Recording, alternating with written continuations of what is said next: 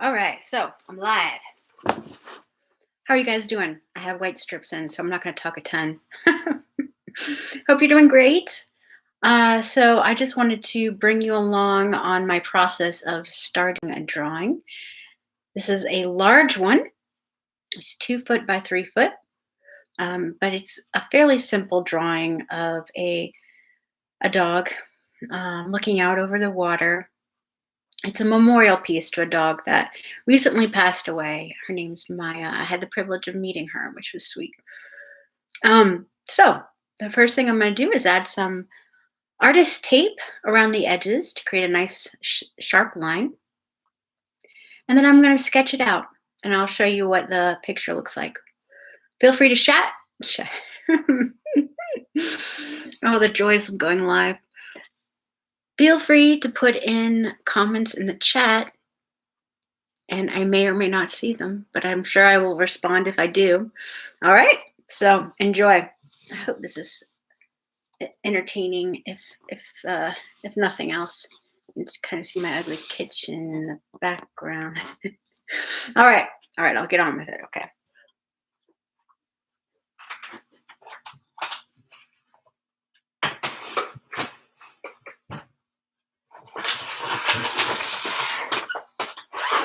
Let's get some supplies. Alrighty. So as usual, and if you've seen any of my other videos, I like using charcoal, soft fine charcoal. Excuse my nails. They are what they are. I also have an X-Acto knife nearby, so I can trim up my pastel pencils. I needed eraser, key, love this. And here's the artist tape. This stuff is awesome. It's well, I guess it's a little expensive compared to most tape, but it comes off the paper or board really easily, so it won't tear your paper. I'm just going to share a little bit of my pastels with you too while we're together. All right. So these are some hand-rolled type of pastels, and this set is particularly for portraits. So you'll have the skin tones, which you see at the top there, and then you have the shadows and highlights. Shadows for skin is really interesting. You would think it'd be like a dark brown or something, but when you're just starting off, you find out quickly that kind of muddies the drawing. It's weird. Brown just doesn't work. It can't, you have to use it somewhat, but really, because under our skin, we have blood vessels. So I'm going to get kind of anatomical, but it's blue. Blue and purples are the better shadows for portraits, but that's not what we're doing today. I'm just sharing with you these. Today we're doing the dog. So, and then I have a bunch of pastel pencils, which I'm actually going to use one, I think. Let me get it out. Just to do the pre-sketch. Since it's a tan board, I'm going to use something light so I can see it, but let's see. Well, you don't have to. Art is really subjective, so it's kind of hard to teach because I can give you guidance on what I do, but that doesn't mean it's going to be right for you or what your project is, but at least it's some guidance because I have done it for over 20 years now, which is crazy. I've had a lot going on in my life, but I've always done art. All right, here's another set of the hand-rolled pastel, or at least similar to hand-rolled. If it's not actually hand-rolled, I'm not sure, but so beautiful. And forever, I only used hard Conte pastels, and that's not bad. They work great, but introducing these kind of hand-rolled pastels has been a blast because they're super vibrant, and so it really just makes your painting pop. Here's another thing. I've always heard even soft pastels called either drawing or painting. And I thought that was really weird because I always thought painting was a wet medium. That's not true. So you can even draw and sketch with paints, which is interesting. So you can just look it up if you want to. But drawing has to do with like outlining and sketching, and painting has to do more with like blending and creating like an image that looks, I don't know. So anyhow, you can draw with paint, and you can also paint with a dry medium like soft pastels. So I use the term interchangeably because usually I'm doing a painting. I'm not usually sketching, but currently I'm going to sketch because I have to outline the drawing. So let me go grab my phone and I'll show you the image.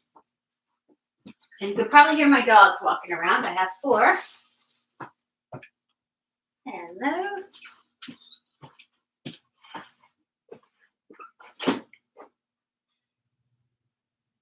Okay. Let me see here.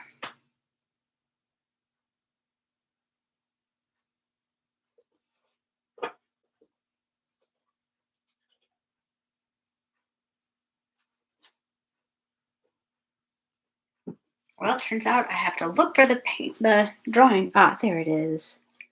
Oh, I hope you can see it. Let's see here. Oh gosh, you might not be able to see it. Okay, you kind of can here now. Arg. So do you see the dog? It's a dog that is sitting by a beautiful river. Shoot, you can't see it. Oh well.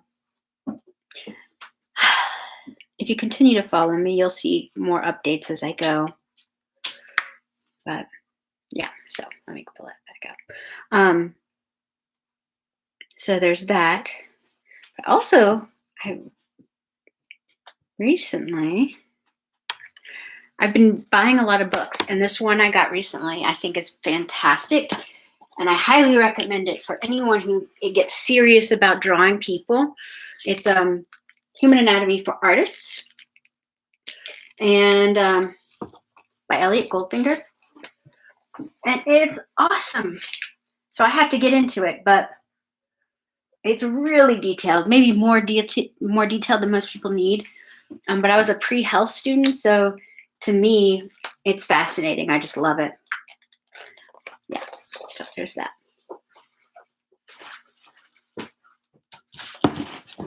Okay.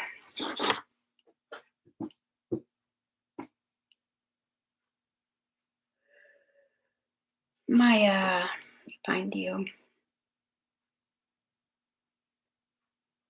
Aha. All right, so the first part of sketching anything is kind of like figuring out the quadrants. So from just looking at it, I can tell that she is in the upper right quadrant, the dog. So one thing you can do is divide your drawing very lightly. Of course, just mark it halfway through and halfway through. That helps. I know an artist who does much smaller sections, and his work is detailed. It's so beautiful. I don't have the patience for that, but you know, he's likely more successful than me when it comes to like doing portrait art because he's willing to take that time. It's so detailed. All right, but I'm just adding the artist tape to the drawing for now.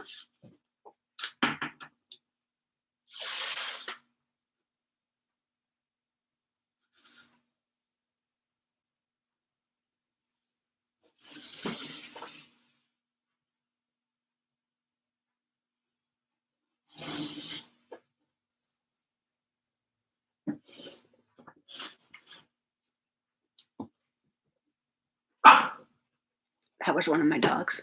You heard him. The littlest one pretends he's a goblin.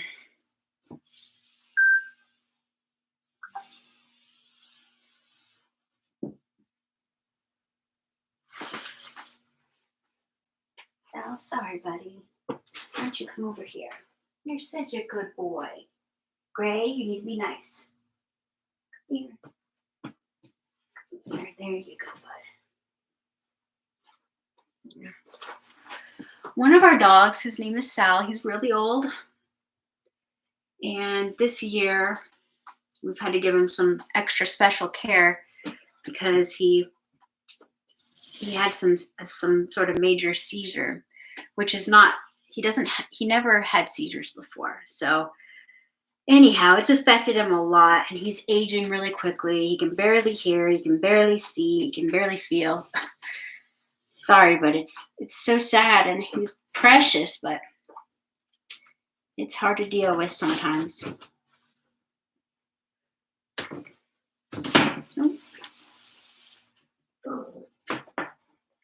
So he'll walk around and he'll trample whatever's in his way. He hits his head on multiple things, like he'll just run into walls. It's sad.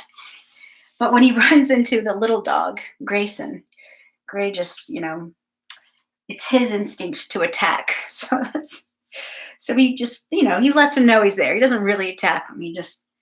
He sounds like a goblin, and he lets Sal know he's there. All right, we got it taped. Excellent.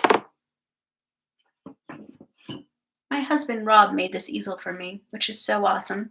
He made me a bunch of them. A few years ago, I was doing, I had started a plein air art kind of retreat center. And it was right at 2020, so it all fell apart. But he made me a bunch of easels to do it, and it's so sweet and amazing, right? I do miss that garage a lot. We had a really nice garage in that house. Okay, so this is good. And when I draw, I like to step back often. So especially with big pieces, what I see up close is a little different than what I see when I step back. So here we go. Halfway through.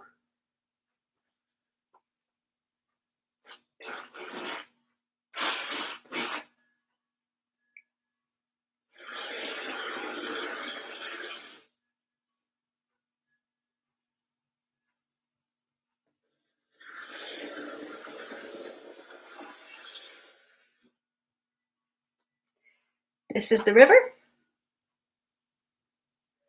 I can see that, I don't know, you probably can't see, but the mountains in the background and the trees slope from up to down a little bit. So I'm just going to add that as a reference. And there's some trees that are bigger. Throw those in. And the dog is sitting here looking at the river. So precious.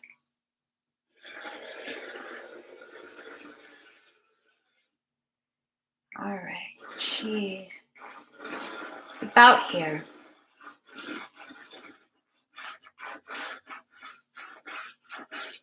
My girl.